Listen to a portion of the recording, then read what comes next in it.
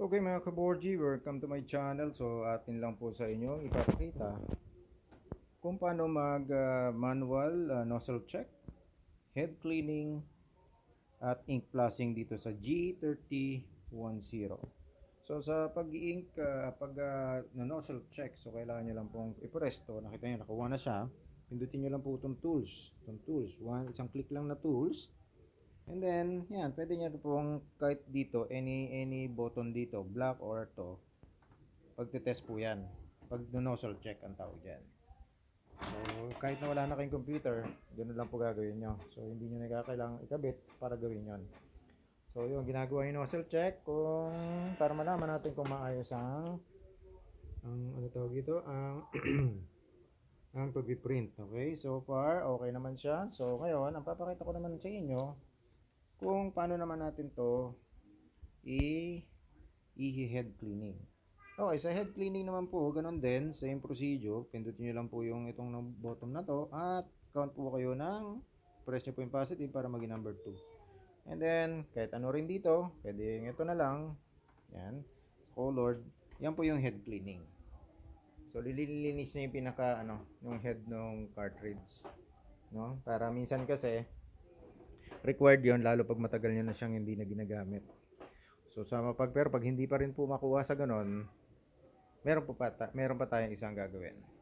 Okay, so yan, hintayin lang natin. So mga ilang minuto rin po ang ilalagi ang itatagal niyan. So hindi ako nagkakamali, siguro nasa 2 to 3 minutes.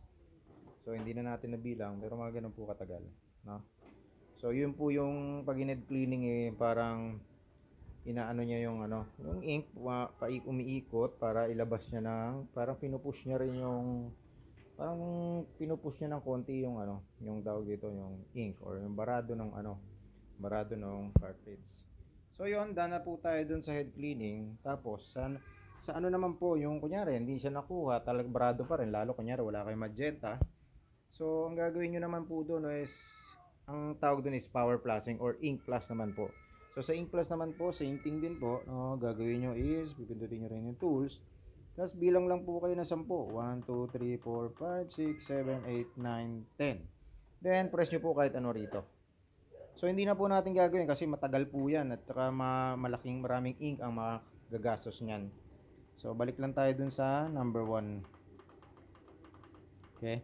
So tandaan nyo, ganun lang, 10. Ayan, 1 yan, ibig sabihin yan is nozzle check. So try natin mag nozzle check na lang ulit. Yan lang.